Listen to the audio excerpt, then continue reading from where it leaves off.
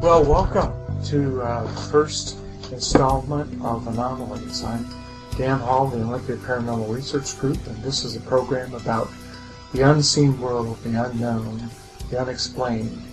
And joining me today is a friend of mine and hopefully the co-host of this program from here on out, David Jinks. And Dave has written a book, a very interesting book called The Monkey and the Tetrahedron. So Dave, welcome to the first installment, the first podcast of this. Well, thank you, Dan. I appreciate it. Sure. Let's talk about your book. Why write? Tell us a little bit about your background and why you wrote a book entitled The Monkey and the Tetrahedron. Okay, well, I have a master's in business administration, which is quite a different subject, of course, that I studied in college. And the reason I wrote this book is that at a young age I was passionate about certain things, mainly astronomy. As a kid I was really fascinated by dreams, by hypnosis. Me and my 8-year-old friends would, instead of going out and throwing the football around or something, we would go to the library at the college campus and we would check out books on hypnosis, and we try to hypnotize each other. So really it's a passion, and always has been. It's easier to write about things that you're passionate about. I suppose I could have written about business, but I chose this instead. Well, I think you're a great writer, and the book about business would have been interesting, but The Monkey and the Tetrahedron touches a chord with me.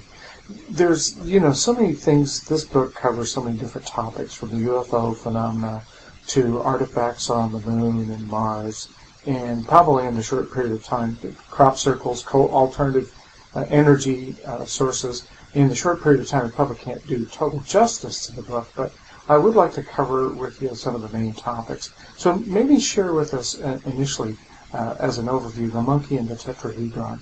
Why is that why pick that title? How does that talk about the subject matter of the book?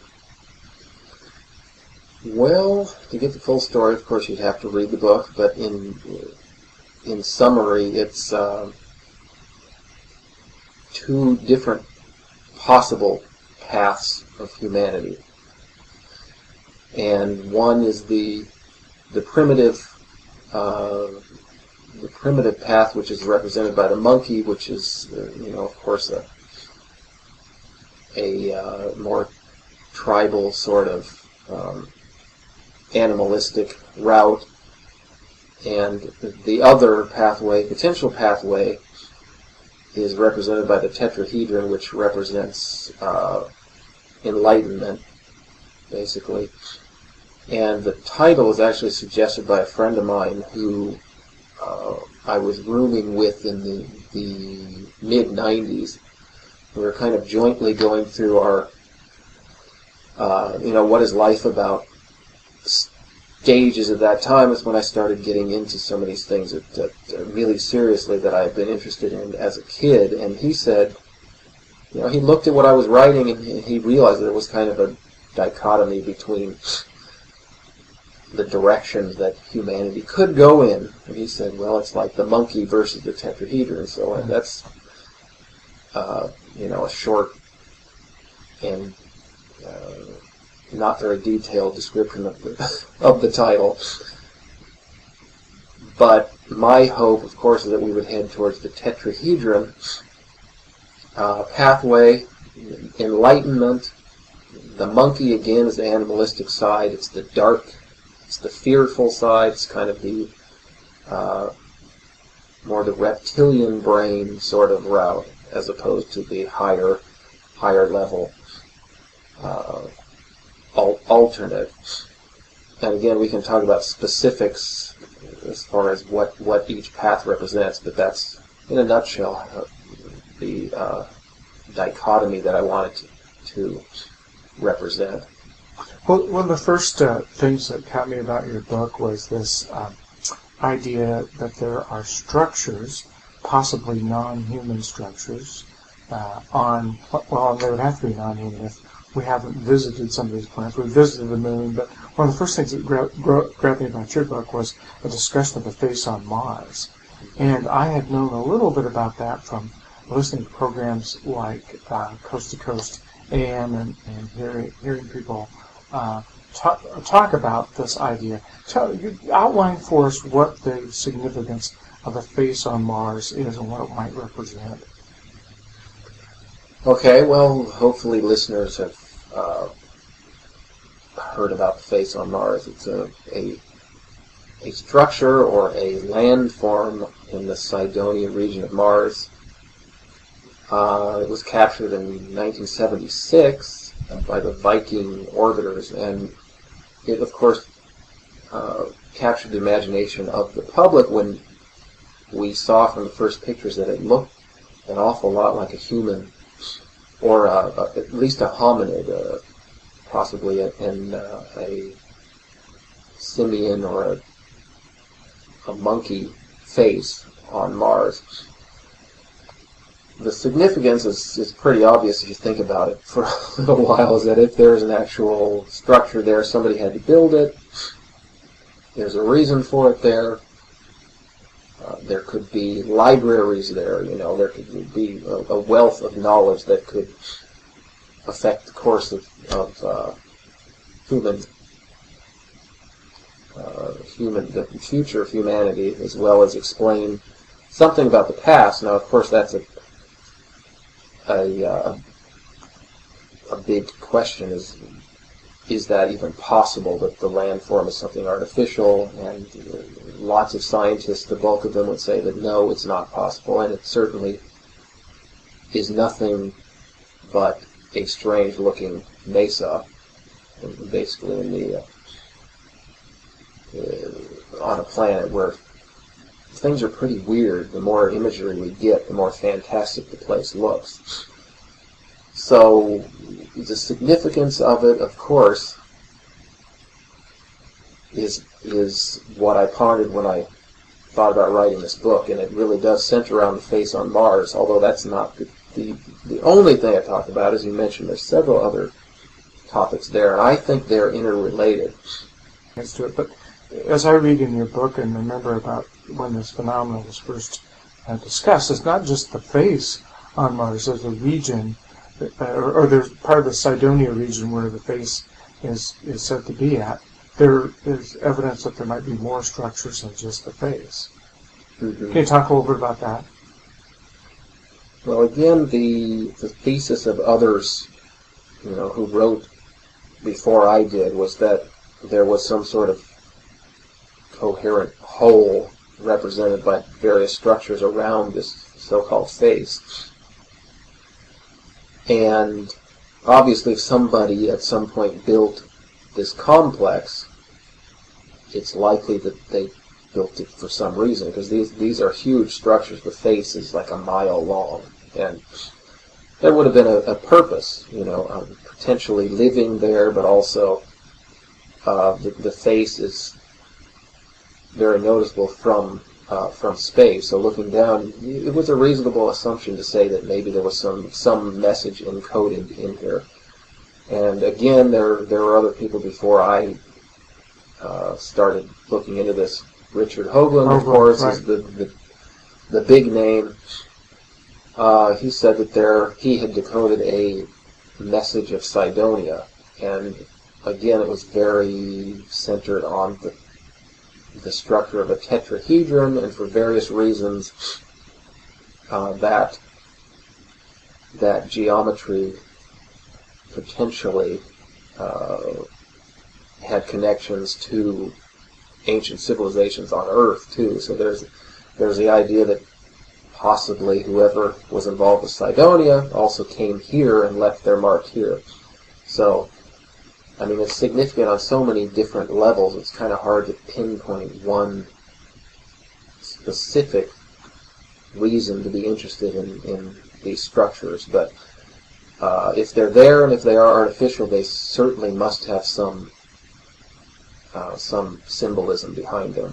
Now, just for people who might not know, who's Richard Hoagland, and why would he be a significant person to talk about this phenomenon?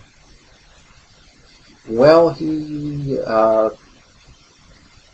worked with Walter Cronkite. He was apparently Science advisor to CBS or something like that? To Walter Cronkite during the Apollo missions. He was curator at Space Museum. He has been involved in NASA for 30, 40 years, something like that. And he also is very controversial. So he's kind of one of those personalities that you either love him or you hate him.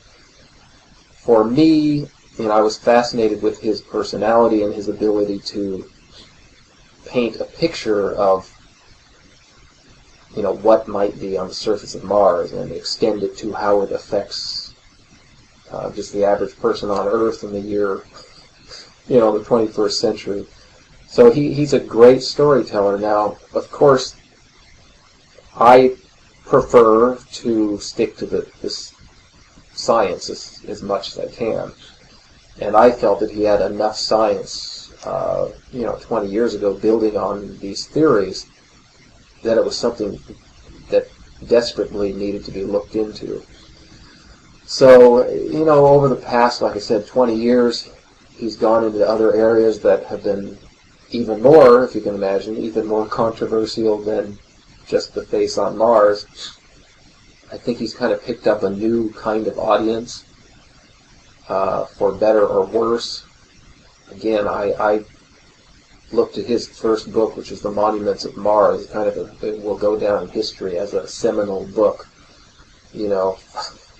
for people who are enthusiastic about these topics, but also for people who see themselves as combating pseudoscience. They will point to Richard Hoagland's book as the beginning of when people went crazy with this Mars stuff. So it's kind of a double-edged sword. He's done a lot of good science, in my opinion, and he really was the person who jump-started my interest in this, and a big reason why I wrote the book, because I found his discussions very compelling. To refer back to the scientific aspect of things, I suppose that the off-sided criticism of the face on Mars is it's almost like looking at a Rorschach test, since there haven't been any manned landings on Mars, and I'm not aware to the extent that the unmanned rovers have looked at the Cydonia region. So what are you going to say to people, or what would someone like Richard Hoagland say to people who say, well, when you're looking at the face on Mars, you're just looking at a trick of shadows, and your interpretation of that as being some kind of extraterrestrial artifact is whimsical, or maybe reflective of a desire to see something like that. Well, of course, that has been the number one criticism and the number one explanation, in quotes, for this strange-looking landform. And there's been enough other work done by people who are not Richard Hoagland. For example, Mark Carlotto, who's a doctor and expert in optical phenomena. The McDaniel group, who wrote the McDaniel report, included doctors, physicists, and sociologists even. So there was a big group of people that don't get credit, I think, because Richard Hoagland really takes up a lot of the spotlight. He's easy to focus on. But there were lots of scientists involved in looking at this region, and of course the first thing they looked at was is this a trick of light and shadow, which has been NASA's position for 30 plus years. And after careful consideration, they said no. That by itself does not explain it. They looked at the symmetry of the base of the face on Mars. They looked at the relationship between other objects, anomalous objects in the same region.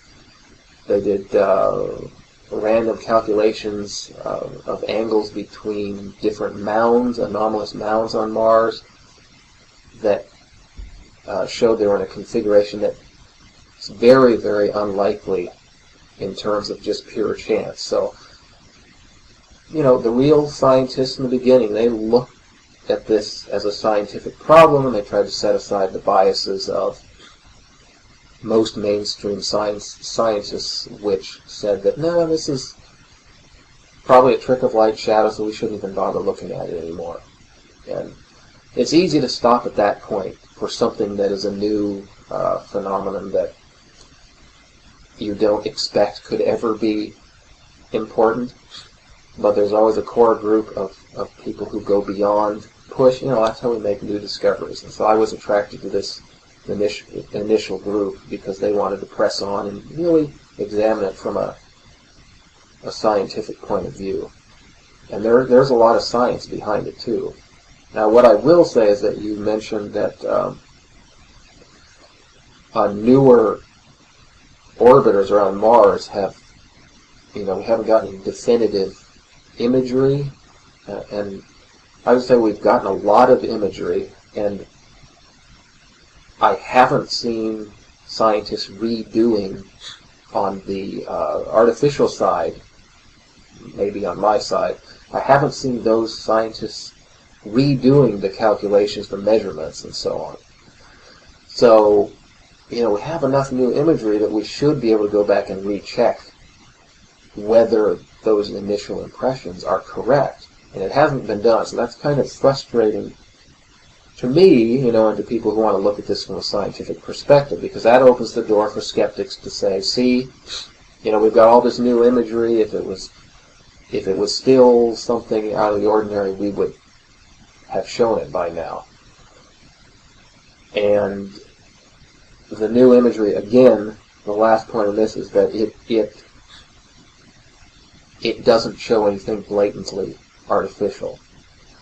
So, a lot of us were hoping you'd get closer and see this thing, see the girders on it, see the bricks, see doorways, or construction vehicles parked alongside it there, whatever. That stuff hasn't materialized, unfortunately. And, when skeptics say things like that, I acknowledge that that's true, and I also point out that we have plenty of structures in the deserts on Earth, in Iran, for example, where former fortresses, castles, things, big buildings have cities even have eroded away to the point where you don't recognize that it used to be a city. And that's only been, on a scale of thousands of years. It's not potentially millions like you might have on Mars. And the only way you can prove definitively artificiality is that you need ground truth. You need to land there. Or in the case of the desert on Earth, you have to have a caravan go there, and you have to do the hard work with the pickaxes and the cameras and the sampling. You do the chemistry. You do all these things to differentiate between artificial and just natural objects. So, unfortunately, until we land on Mars, we won't ever see anything definitive about this area, I don't think. One place we have landed, which you also talk about in the book, is the lunar surface. And that there may be some indication that there are artifacts on the surface of our moon that might not be of man-made origin in terms of things that were left there during the Apollo mission. So, talk a little bit about that. Well, personally, I think the moon is a better prospect if you're searching for evidence of ET, basically someone who has not been confined to the Earth, whether that's spacefaring civilizations who happen to pass by our solar system, or if it's people's, ancient civilization on Earth that advanced to the point where it could get off of Earth, which is the point where we are right now. But the moon, of course, is much closer. We could be there in 3 days. If we had the will, we could use existing technology. We could get there. We could have, as I called it, ground truth, and we could check out some of the anomalous features there, and there are plenty of anomalous features there. A report that I think is very interesting was done by, I believe it's Arkhipov. I think he was Russian, maybe Ukrainian, a scientist, Alexei Arkhipov, I think. He did a computer scan of the lunar surface, and with algorithms and things that I don't pretend to understand exactly, but the gist of it was to let the computer see if there were structures that didn't fit in with the rest of with what we assume is natural terrain on the moon. And his programs found several areas that were very out of the ordinary, crisscrossing sort of structures, things with regular geometry that just shouldn't, in a surface that's randomly bombarded by micrometeorites, it has been theoretically for billions of years. You shouldn't have things that have regular geometry. And so that's one example. Even a current example is Buzz Aldrin, was on C-SPAN this year, 2009 maybe, talking about the Phobos monolith. Phobos being a moon of Mars, of course. And there's, again, what looks like a monolith. The kind we saw in 2001, yes. Yeah. A Space Odyssey. And, he hinted that could possibly be artificial. He didn't come out right and say, we need to fly there now, and because aliens had landed on Phobos or anything. He didn't say anything like that, but there are enough intriguing features that justify, I believe, at least going to Mars. Mars, at least going to the moon, and of course to Mars. But the moon would be a much easier project, obviously, because we've already done it. And again,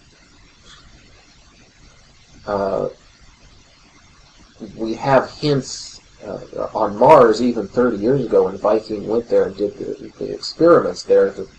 The lead investigator who designed and controlled the experiments went there. He maintains to this day that we found life. We found microbial extraterrestrial life there. So there's no shortage of different, opportunities for furthering the search. It might be fruitful avenues to pursue, but again, it's convincing people against all the scientific skepticism. And again, with budgetary issues that we have today, a lot of people just say, well, we can't afford to do it. Maybe, but we just can't afford to do it. So the climate is not really conducive to getting to either place. But the moon, I think, there certainly are indications there could be something interesting there. Yeah, I don't remember this specifically from the book, but I'm sure you follow this. You mentioned Buzz Aldrin's name a minute ago. It seemed like I watched an episode of Larry King one night where they were discussing the UFO phenomenon. And Buzz Aldrin was on as a panel member, and although he wasn't there, Edgar Mitchell was referred to. And it seemed like they had different views about the subject. Is there any indication that you know of, anything that you've read, or relative to this topic, that any of these astronauts who visited the moon have claimed to have seen artificial structures? Well, of course there are stories about the astronauts getting to the moon and supposed radio transmissions of our astronauts seeing them.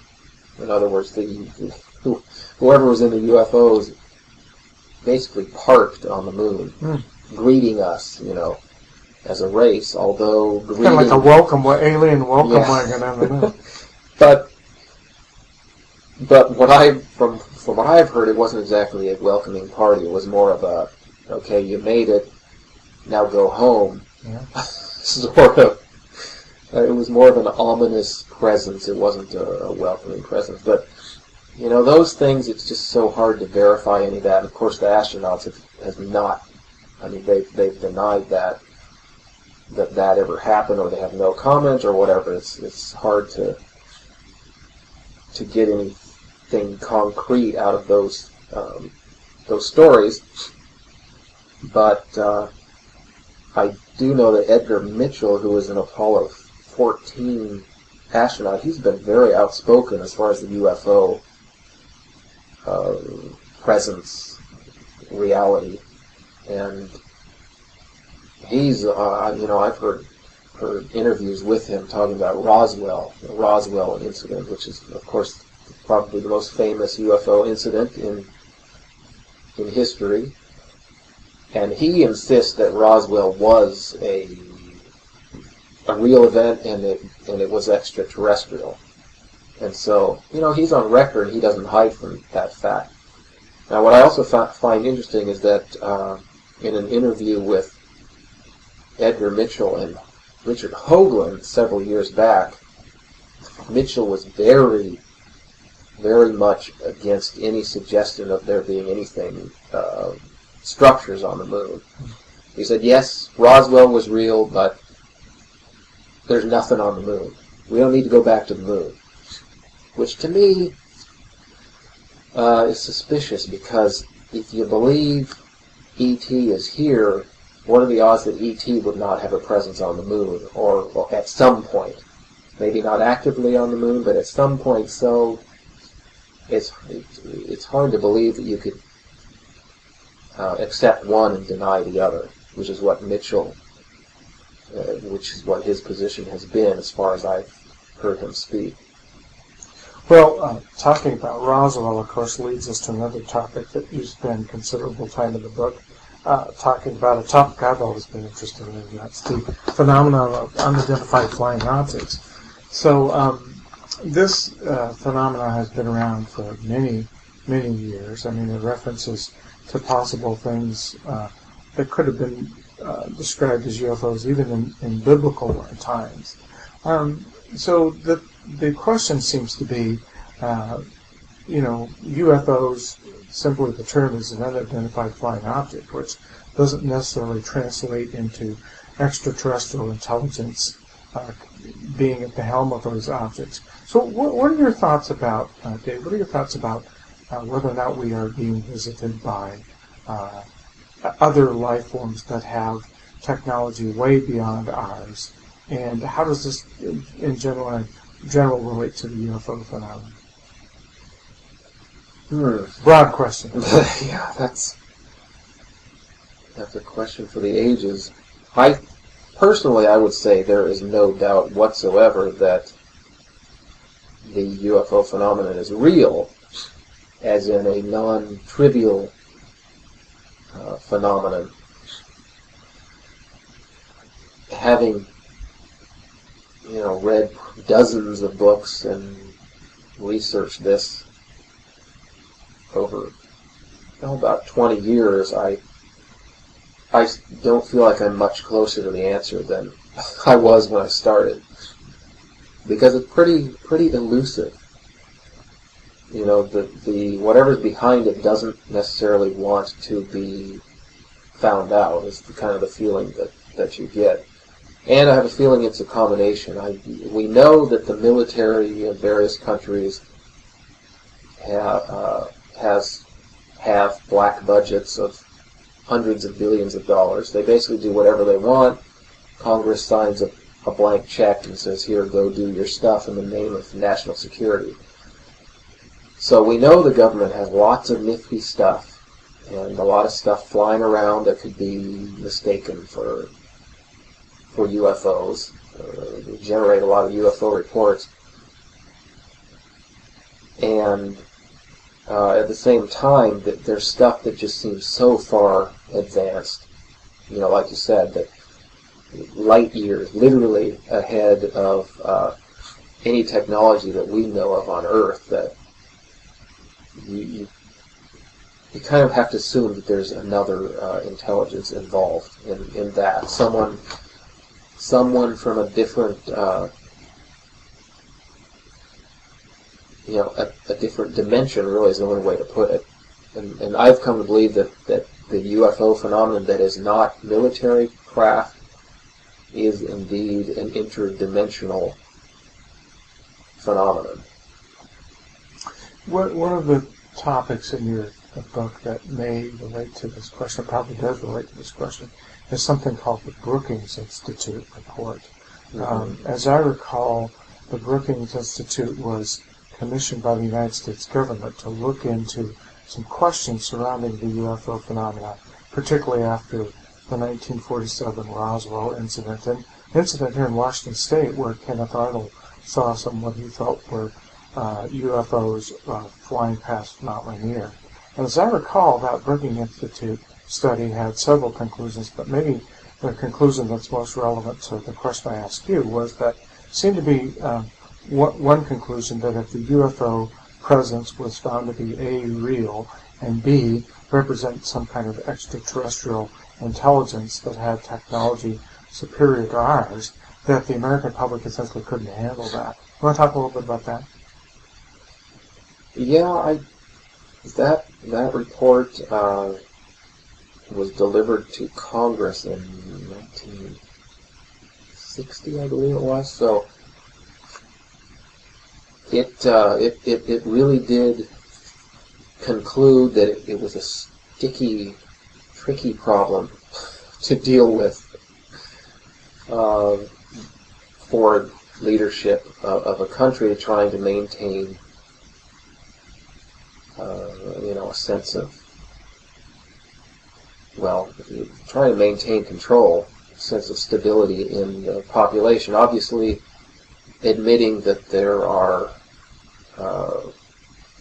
advanced craft that don't follow our laws of physics and potentially piloted by people from other universes or dimensions or whatever, it presented quite a difficult problem to try to explain to the population, prone, they believed, to hysteria.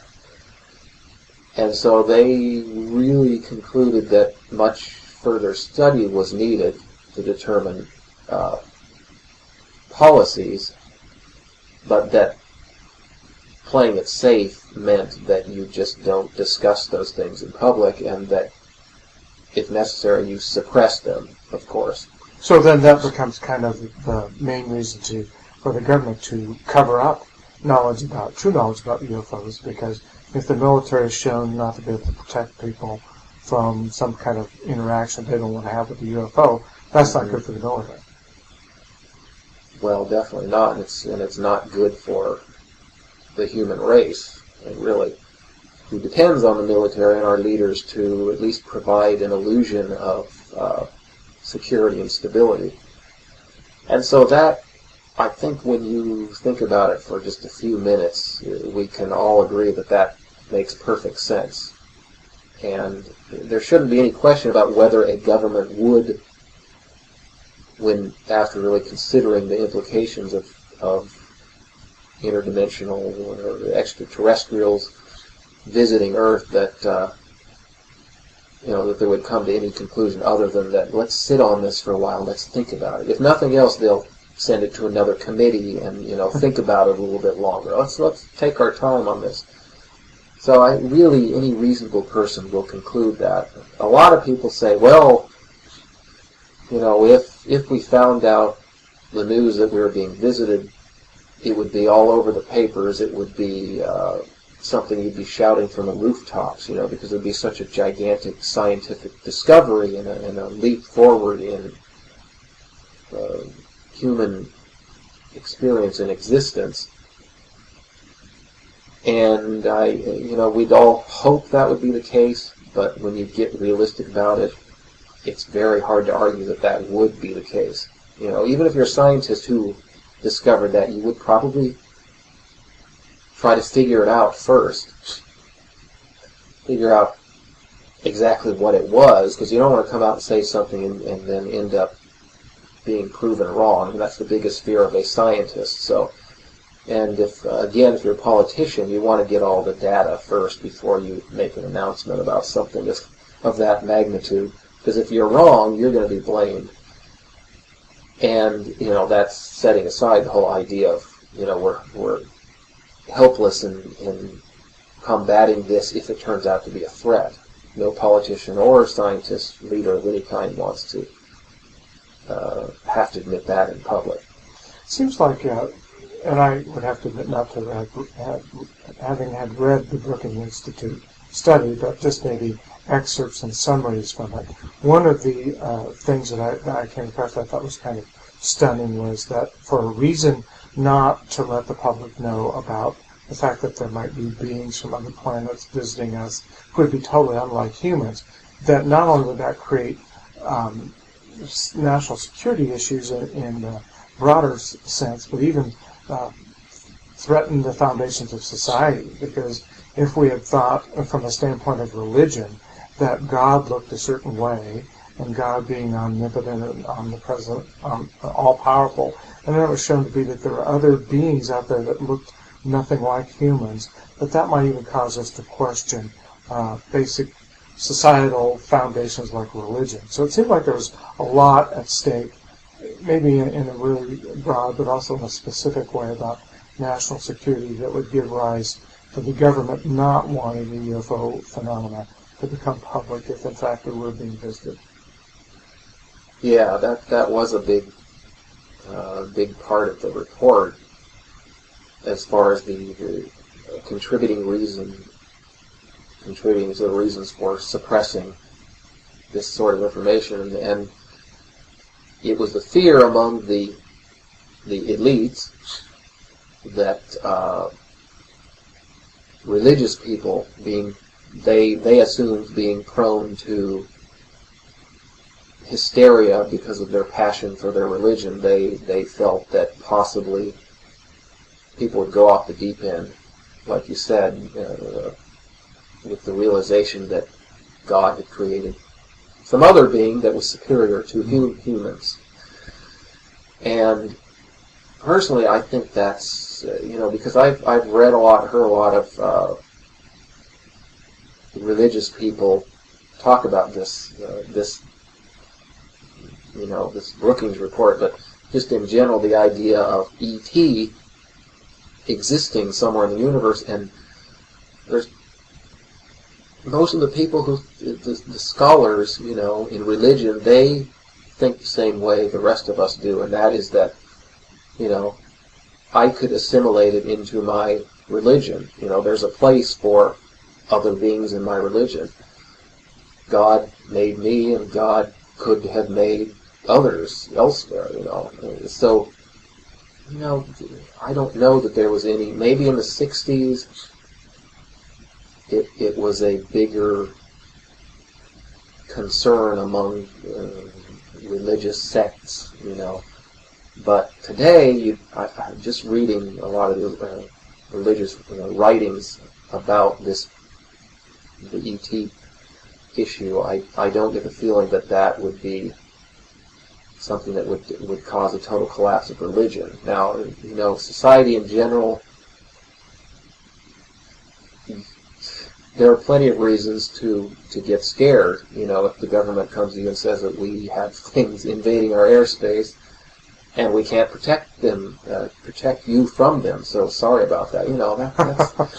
That's as big a worry as any small group of religious people saying, "Oh my God, this is not what the Bible says," or whatever. But as you said, a lot of people have interpreted things in the Bible as potentially being the evidence of extraterrestrial intervention, and so I would think one thing today is that obviously 2010, almost 2011, much different culturally than the 1960s.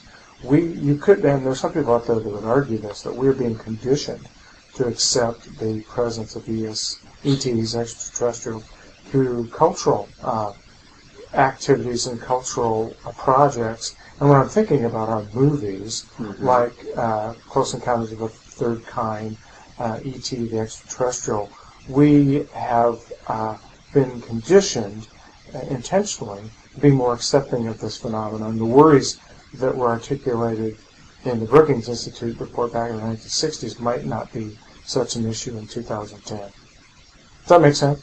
Mm-hmm. And there is some evidence that there was actually a concerted effort, a plan I don't know if it originated with the Brookings writings, but the interesting thing about that is that it said much further follow-up is needed, and there, as far as I know, there were no further studies at that point. It's almost like it stopped there.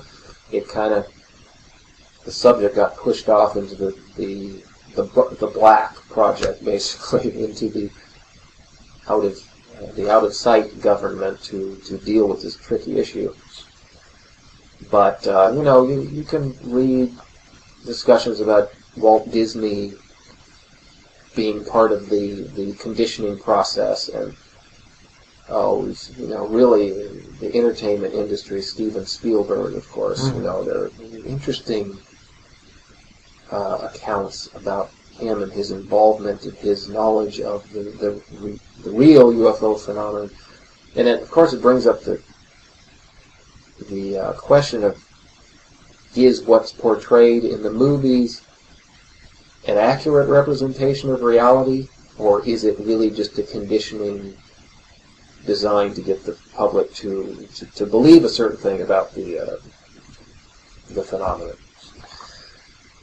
And of course, there's no way difficult to know that answer. ETs are, you see ET, they're furry and cute and harmless. But then you see Will Smith in Independence Day, and they're not so harmless. Yeah, I mean, they're the typical insect-looking, pus-filled, creatures that you blow them up and you say a catchy one-liner, and it's all about cowboys and Indians. So, which of those portrayals will eventually win out? Is there one that's supposed to win out? Are there different factions trying to capture the public imagination or opinion? It's extremely complicated. But UFOs, you go back to the science, and there's plenty of science. I mean, I could list a dozen books where the most hardcore skeptic, if he would sit down and read them, he would come away thinking, yeah, there's no doubt, there's something to this. Richard Dolan, Timothy Good, yeah, Above Top Secret. Mm-hmm. J. Allen Hynek was the original, investigator, consultant in Blue Book. All these guys, they know what they're talking about. They're reasonable, serious, scientific people, and they conclude there's just no doubt that the phenomenon is real. Again, or Jacques Vallée, who, as I understand, invented the internet.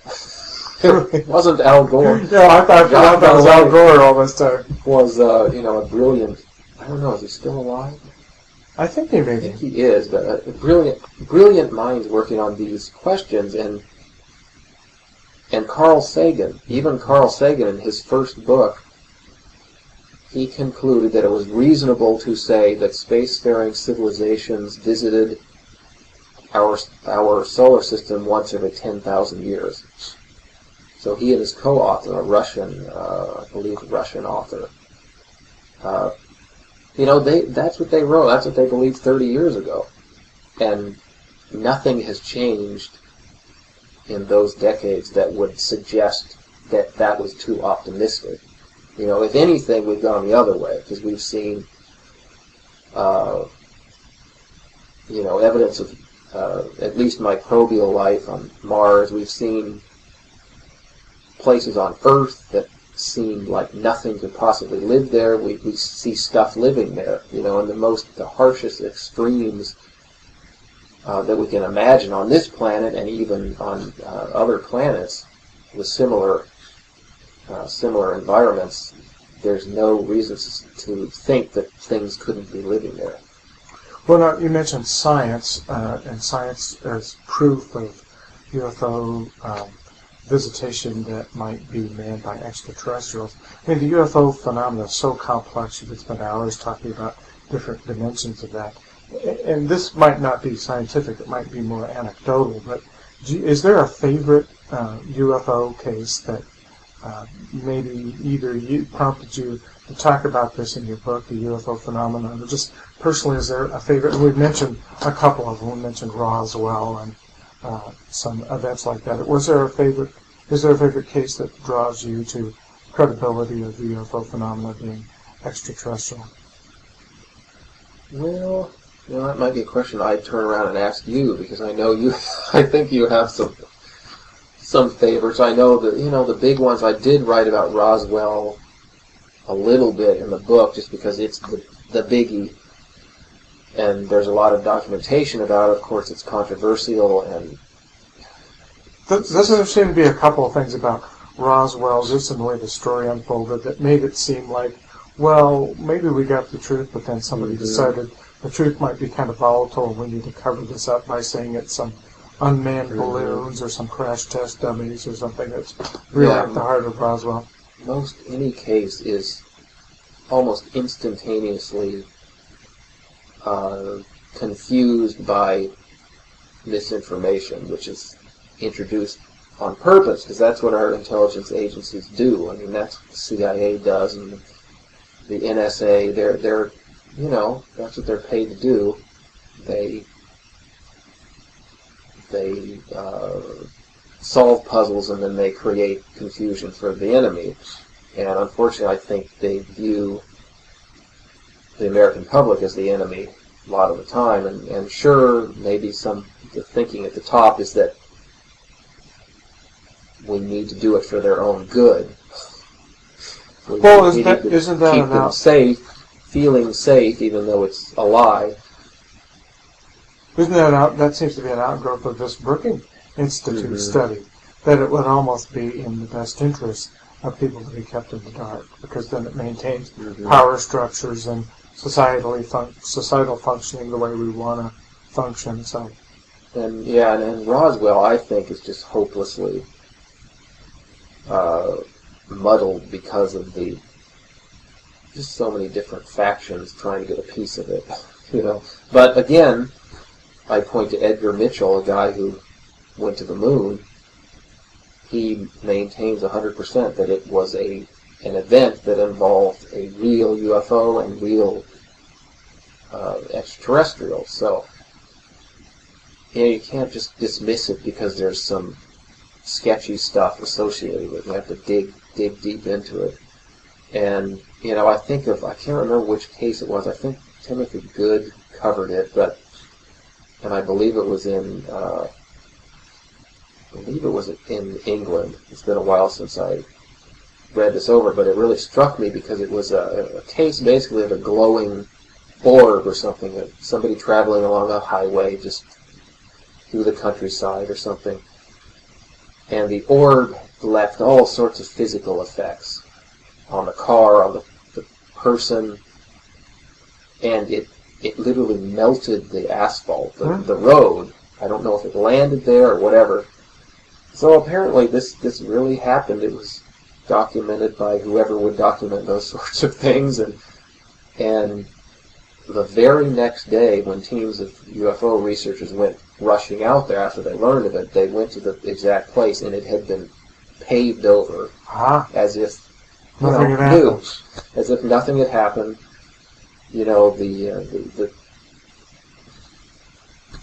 The tree that had been knocked over or whatever had been replaced. I mean, it was things like that. It's almost as if there's a crack team of inside an agency that's ready and has all the resources it needs to get out to these places and just basically paper over as if, or in this case, asphalt over. Replant the tree. As if it never happened. And of course that plays right into the conspiracy mind, because it's like, well, we don't have the resources to do that. No one would do that. If it really happened, it would be front page news. It's, when you have budgets that are unaccountable to anybody, you have hundreds of billions of dollars, you have compartmentalized information where one guy in one stall doesn't know what the guy in the next room is doing. You can easily pull off these sorts of things, and if it's a high enough priority for the government in charge of maintaining the illusion of stability, then you're going to get your team together and you're going to devote the resources to it, and you're going to go out and do it as much as you can. Obviously, sometimes you can't erase stuff that's potentially unsettling, and you may ask me about it, but that to me brings up the whole crop formation. Yeah, let's talk about that, because that is really Phenomenal. another intriguing facet of your book, crop circles. Now, as I recall, just on a personal note, you experienced some kind of phenomena like that, except it wasn't in any kind of a serial crop. Do I remember that right? Tell us about that. I've never witnessed a UFO. I've never gone on board a craft. I haven't been abducted. None of those things. But I did have one strange event that occurred in my life that I'm hard pressed to come up with a boring explanation for, and that was in 1994, September 13th, actually. Yeah, you remember that day, obviously. Yeah, we were at Hug Point. It was close to Cannon Beach. We were on vacation for a week in Cannon Beach, Oregon, on the west coast, of course. And so I went with a bunch of friends. My wife, who's now a doctor, a few other friends. There are varying professional backgrounds, and so it's certainly not a bunch of crackpots or anything. We weren't drinking or anything, so we can get all that stuff out of the way as far as the mundane explanations for strange things that happen. But we went to visit a beach, Hug Point, again, and we were playing in the waves and whatever, looking at caves and things, and basically spent the afternoon there. And on the way out, we headed up. There was a slight, incline back into the parking lot. And on the way out, I looked over and I noticed there were concentric rings, 33 of them actually. We counted them later, in the sand, kind of in a corner of the beach, and beneath a rocky cliff. And I said, "Wow, that's an interesting design if somebody made that." Can't imagine that somebody would sit there and do that and draw circles in the sand. But it was a big formation. It was, probably 30, 40, 50 feet. Again, you can. We took pictures and video of it. You can measure it from the video. I have to admit, I don't remember. It's been a while since I wrote about it. But anyway, 33 perfectly concentric circles, kind of in a wave pattern in the sand on the beach right there. So I kind of went up over the bluff overlooking it, and I said, "Wow, that really is sort of impressive from overhead when you take a look at it." And my friends were kind of like, "Yeah, that's kind of neat," but of course I had been studying crop circles and various different things, so I was pretty intrigued by it. So I went in. There was actually a smaller circle, sort of tangential, I guess, to the larger set of circles, and what's called grape shot in the crop formations. It's a kind of a much smaller circle set aside, or set of circles outside the main formation. They're called grape shot. I'm not sure where the name came from, but I thought that was interesting because that was a real indication that this could be one of these formations, obviously not in a crop, but in sand. And if somebody had painstakingly did that design, unless they were really, educated in the whole crop circle phenomenon, it's unlikely they would have put that little grape shot circle there. So that really struck me. I'm like, wow, that really makes it interesting, because that's an unusual feature that's not likely to be just someone doodling around in the sand.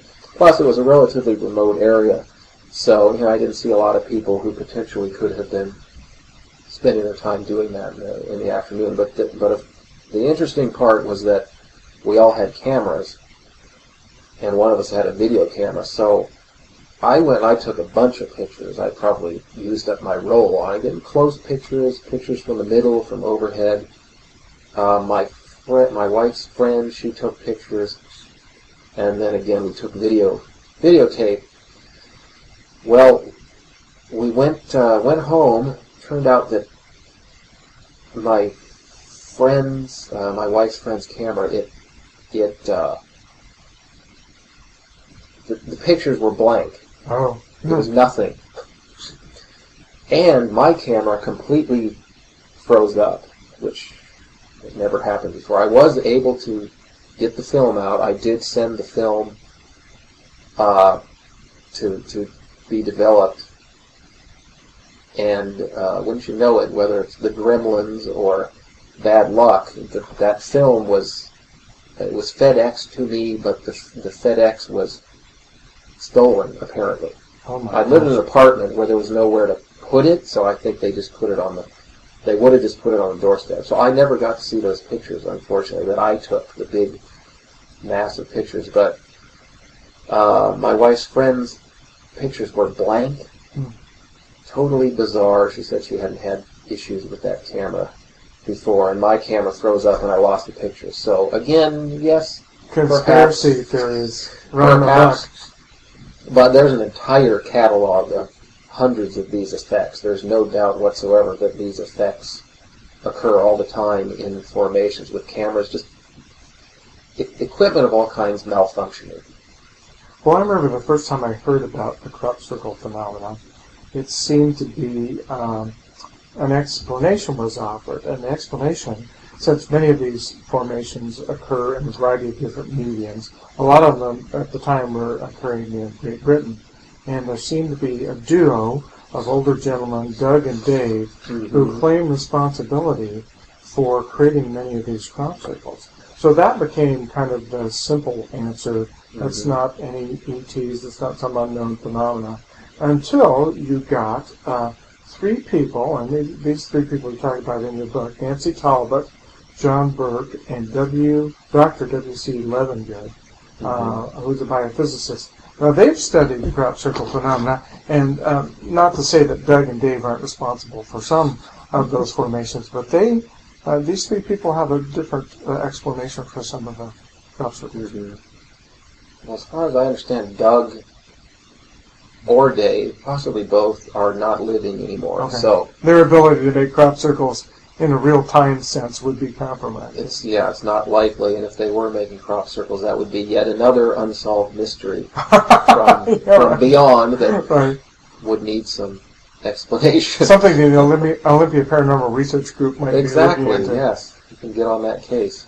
So, the crop circle thing for me, again, for people who are not familiar, just have a passing interest, have just heard, just in general discussion or mainstream media discussion, seems to be an open and shut case. Of course, and skeptics would say, oh, well, Doug and Dave, they showed that you could do it, so therefore they're all done that way. And whenever a skeptic makes that argument, I say, well, here's what I'm going to do. I'm going to go up on the roof, and I'm going to take a pocket full of rocks, and I'm going to start throwing rocks off the roof. And I want you to, argue when I say there I've just proven that rocks that fall from the sky are rocks from a person throwing them off the roof. And so then what are meteorites? And well, the scientists will say, well, of course, meteorites, you have to take them, you have to look at them under a microscope, you realize they're a different composition, you see that they have been charred and melted, you see that they have different isotopes and so on and so forth. And I say, yes, exactly, that's forensic science. And so what the BLT team did, and they're one of the few, unfortunately, who are still pursuing a scientific investigation of crop formations. What they did was to look at it as a scientific issue and see if there were differences between grain within the formation and that outside the formation. So they discovered a whole host of rather amazing things that, again, in my opinion, and in theirs, of course, completely rule out mechanical flattening. And I actually have a website called controversial-science.com. So controversialscience.com with the dash in between the words.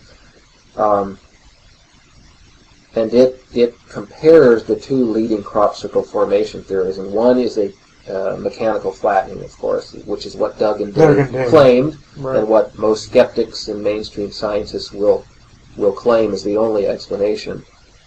And then I compare that to a plasma event hypothesis, which is what the BLT team has concluded from their 10, 20 years of research, approaching 20 years, I think.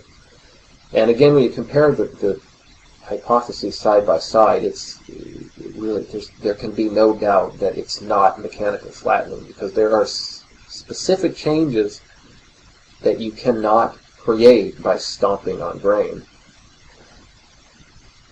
And, we can go through different ones, but in general, it, again, is science that will help us differentiate between what seems to be the explanation and what really must be the explanation. And a recent development here that I wanted to mention when I talked to you was that Nancy Talbot of BLT, she's the T. Unfortunately, I think John Burke was an astrophysicist, I believe. He is the B in BLT. I think he's passed away recently, within a year or two. And just in case there are skeptics listening, I realize that W.C. Levengood is not actually a doctor. He is a biophysicist. He apparently didn't finish the very last requirement to get the doctorate. I don't remember what the reason was for. It wasn't because of any disciplinary issues or anything like that. I don't know, but skeptics, they'll latch onto something like that and say, well, you can discount all of his work because he's not technically a doctor. So anyway, I just want to acknowledge that. But the Nancy Talbot has been researching formations that have been coming down in Holland lately. And the most bizarre thing has been happening in some of those formations, and that is that in the center have been appearing this white powder that, upon analysis, I think she's done, I don't know how she has access to all these different lab tests and things, but she does a lot with the small budget that she does have. But she's had some X-ray diffraction and other things done on various crops. So this one, she had an analysis of the powder done, and it turns out it's 99.99% pure magnesium carbonate, I believe, which is extremely expensive. The amount of magnesium carbonate that she has collected from these several formations is worth well over $10,000.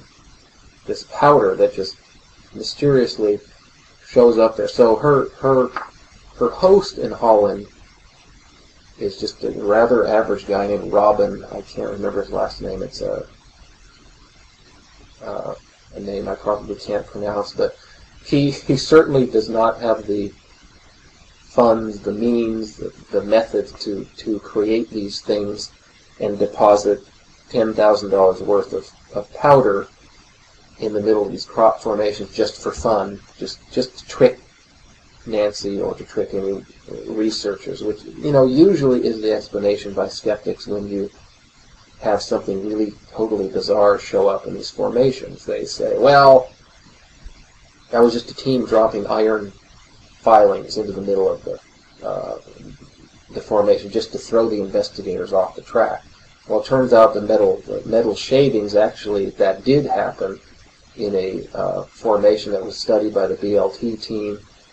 They did all sorts of analysis on it, got it published in a scientific journal, and there's no doubt that those shavings were affected by they were superheated.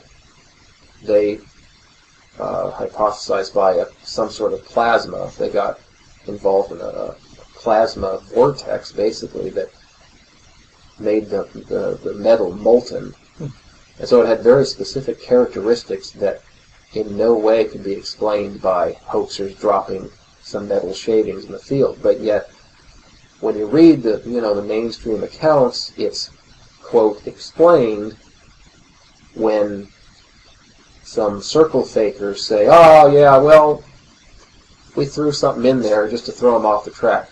So that's kind of the contrast. You have one team who actually has scientists and scientific testing equipment looking at these things with the serious scientific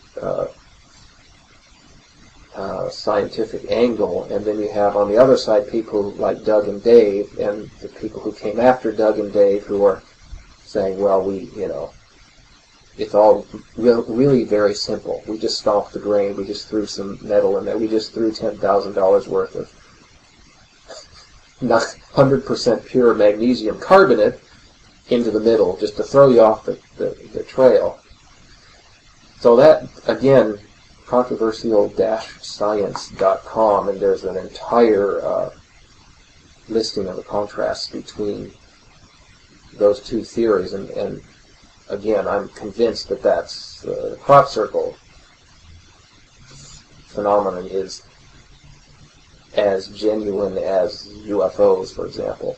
So given that these two theories, which I think you stated that one had to do with just mechanics, a couple of people using planks and boards to make some changes, and then the other theory that involved plasma energy. Are there also not theories about that theory, in that where does the plasma energy come from? Is that a naturally occurring Earth phenomenon that we have yet to understand, or once again is it tied into the UFO phenomena where there are other intelligences which might be earthly but could be non-earthly at work here? So that's speculation, I know, but you have a thought about that? Well, yeah, that's of course that's tough, because these subjects that by themselves are very controversial, unfortunately sometimes get lumped together with other controversial subjects just because none of them fits into the mainstream view of things. So, you got to put them somewhere. So, personally, I have not seen any connection between physical UFOs, as in craft, and the crop circle formation. Now, there are definitely orbs of light that have been captured on video numerous times. I think I've seen some of those videos. They're very interesting. Yeah, and just a lot of witness accounts.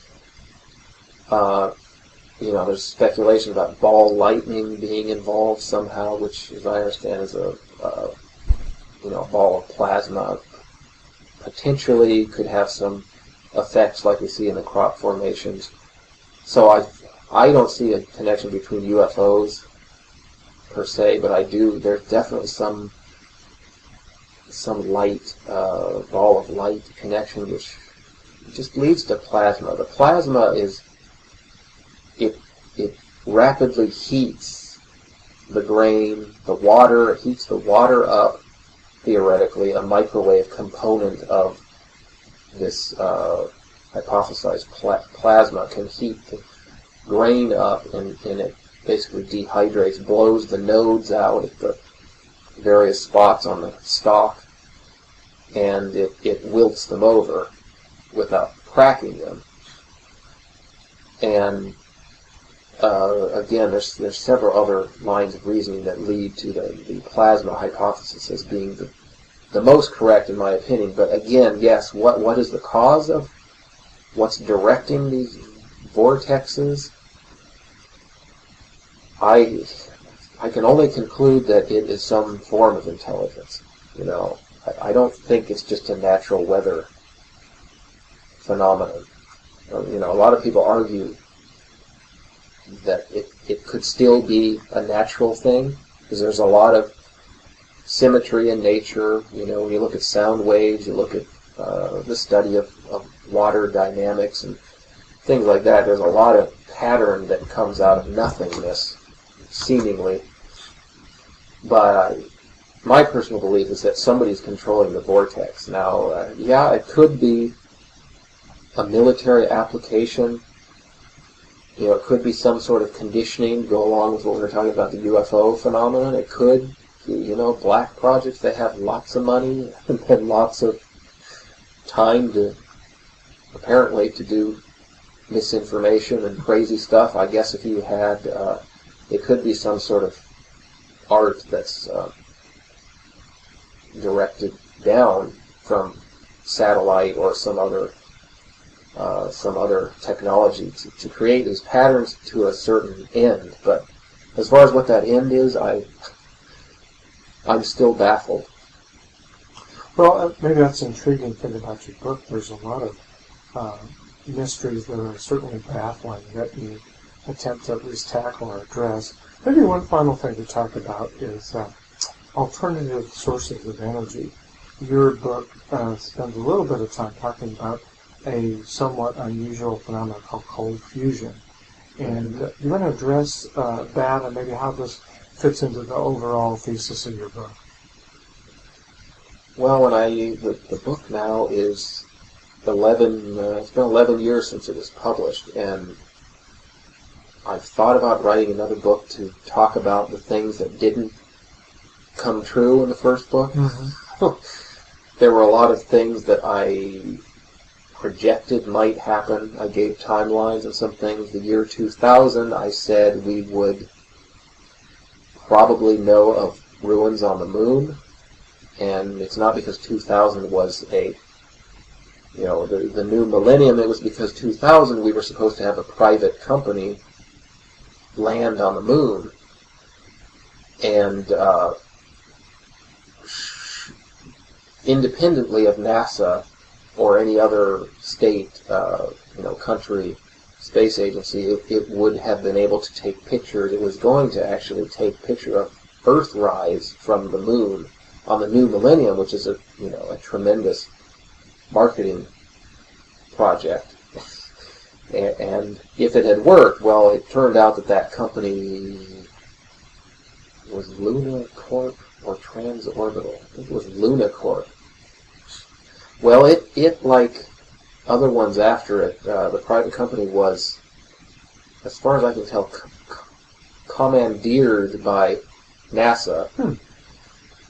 And I don't know if it was an intentional, NASA stepped in and said, we want the monopoly on space exploration, or if it was the private company was struggling with funding and the only place they could go was NASA. Yes. We need your help. You have the technology, you've done it before, we need to go there. But that company, that plan, was taken over by NASA, and as far as I can tell, it just fell into a black hole. It never happened. So that was one of my predictions, that we would go to the moon, we would have evidence of ruins. I also said we'd go to Mars, and higher resolution images would solve the problem of the face. And it clearly it didn't to the satisfaction of most people involved, including a lot of people who were enthusiastic investigators like the McDaniel group. They kind of dissolved. Richard Hoagland has moved on to other things, since then, because the picture was it just wasn't clearly, obviously artificial. And so there are a lot of things. Cold fusion, again, is something I devoted a lot of time to in the book, and I don't know if I specifically predicted the invention or the creation of devices, cold fusion devices. If I gave a specific date, I think I was careful not to do that. But it sure looked 10 years ago like the so-called cold fusion revolution would have created a device that could be used commercially to provide energy. It looks like we were on that path 10 years ago. And it hasn't happened yet. And again, what cold fusion is, most people, have at least a cursory understanding of the big to-do about it in 1989, and it was essentially suggested by a couple of researchers that you could have fusion at room temperature, basically, or low temperature. Normally fusion is, the example is the sun, where particles collide, releasing, or they fuse together and release tremendous amounts of energy. And it's thought that you need a gigantic reactor or, something natural like the sun, a natural reactor. But it was suggested in a lab that this could be done at much, much cooler temperatures. And of course it created a huge scientific controversy. And the reason why it's important, whether or not that cold fusion is real, should be pretty obvious to anybody paying attention. That's because there's, in 1 cubic mile of seawater, there's enough energy to equal all of the known oil reserves on the planet. So there's a huge, mind-boggling amount of energy that potentially could be released if we could harness the cold fusion reaction, which, again, it doesn't take a lot of imagination to realize how that could affect us on the Earth. It could bring water to deserts. It could light up the most remote areas of the Earth. It could take us in new spaceships to the Moon and Mars and beyond. It's endless what kind of effect that discovery could have on humanity. And again, maybe because of some of the implications of that discovery to the ability of organizations to continue to be profitable. It seems like to me that there would be an argument, almost a conspiratorial argument, that even if cold fusion were something that could be readily made available, it wouldn't be, because it would threaten somebody's revenue stream. Well, yeah, a lot of people say I can't believe that. I can't believe that people would make that decision when presented with something that could potentially solve a lot of the world's problems in a blink of an eye. Relatively, we've been struggling with the oil. Our addiction to oil, as several presidents have said, that we live with to this day. How could anyone try to cover that up? And so when people ask me, is there a concerted effort by parties to cover up cold fusion? I argue it's not a cover-up per se, but I think it's disbelief on the part of the scientific community, the leaders of the scientific community, politicians, and the government assists this de facto cover-up by banning cold fusion patents. If you have a machine, you have an idea, and you take it to the patent office, and you mention cold fusion anywhere in the application, they will reject it out of hand. They won't even review it. And that's because they equate cold fusion with perpetual motion. And of course, there's been a long-standing ban, for understandable reasons, on perpetual motion machines. We've had so many people try so many times, and they never seem to work. So cold fusion is lumped into that, and the government denies funding that way.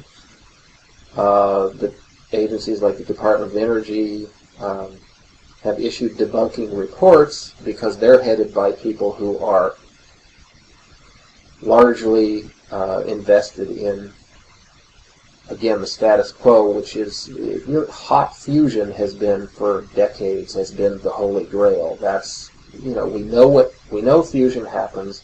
We think that's the way that we're going to come up with a new energy source.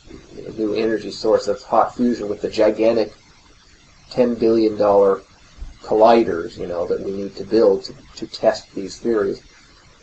And so there's a competing scientific community that has a lot of power that, first of all, thinks cold fusion is impossible because it doesn't, the experiments don't fit what the hot fusion people see, the physicists see in their experiments. So they have they don't think it's possible, and they control a lot of the funding.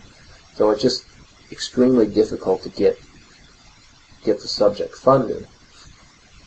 And, of course, the press debunks it as they follow they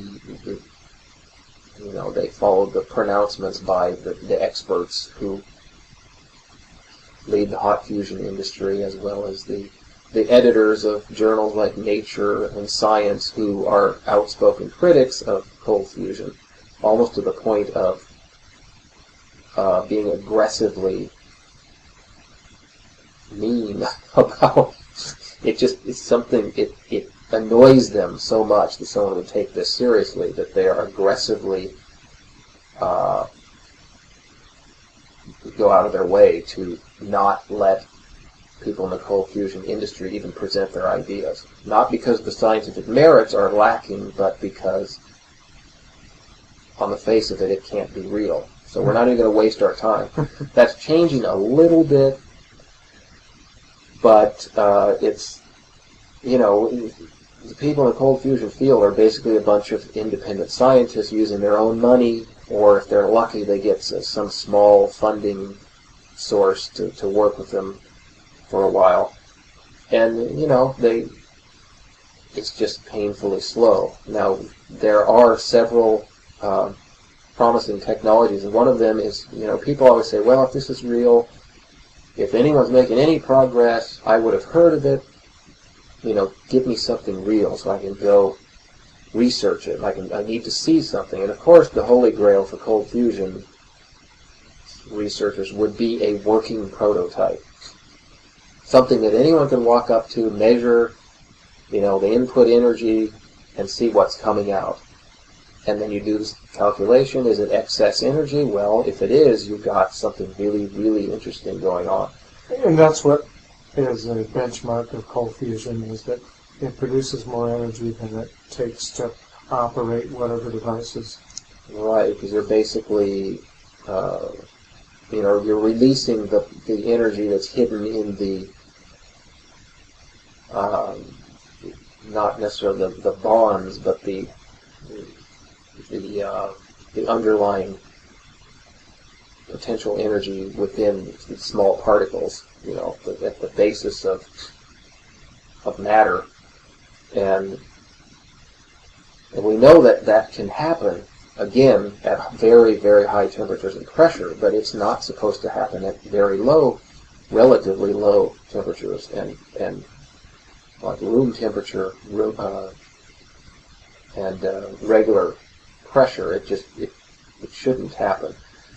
And again, the prototype is the holy grail, because once it's working and there in your face, it's pretty hard to deny it. So I just wanted to mention there's a company called Blacklight Power, and they're at blacklightpower.com that anyone can go to. These guys have been working basically since the announcement in 1989 on generating a chemical process to release this anomalous energy. They may not call it cold fusion anymore. A lot of the researchers have just ditched the word because it had such a stigma attached to it. But Blacklight has actually licensed its technology to Geoenergy, I think it's called, in Italy. It's an Italian company that has purchased their technology to power their subsidiaries, or the company that Geo Energy is connected to. So I see it happening. Unfortunately, it was about 10 years too late. And again, when you're looking at the state of the world and the problems we're having with energy, the wars we're fighting over energy, and so on, you would be forgiven if you argued that it's too late, for this stuff to make a difference. However, the potential is so great that, you get some of this stuff tested in real systems creating energy, and you would think that it would be adopted, it would spread like wildfire, Certainly if somebody came up to you and said, well, I can get you off the grid, all you have to do is install this small generator in your house, you never have to do anything. It doesn't create any harmful polluting products. You don't have to maintain the thing. And that's what this kind of technology promises. A lot of people would jump on that bandwagon. I feel that we're close. I mean, there's so much evidence that it's real that really it's just a matter of time at this point. Well, The Monkey and the Tetrahedron, as the book cover says, a lot of compelling connections between a lot of interesting things. Dave, thanks for spending time with us. Is it possible to still get your book? How would somebody get a copy of your book? You may be able to find it is out of print. Technically, you may be able to find it on Amazon. Amazon? Okay. Yeah. There are a lot of good books. There are a few copies floating around out there, used, and you should be able to track it down on Amazon. But yes, it was a limited print run. It was a project. Again, like I said, out of passion. It's not a New York Times bestseller. It has more of a limited audience, probably the kind that would be listening to this podcast. So, right. If it sounds interesting, then go out and find a copy. Okay. Well, Dave, thanks very much for being here. Once again, this is the first podcast of Anomalies, a production of the Olympia Paranormal Research Group. I'm Dan Hall of that group, one of your hosts, and hopefully Dave will join us for the next podcast, where we will explore some other facets of the strange phenomenon known as the paranormal. So thanks for listening.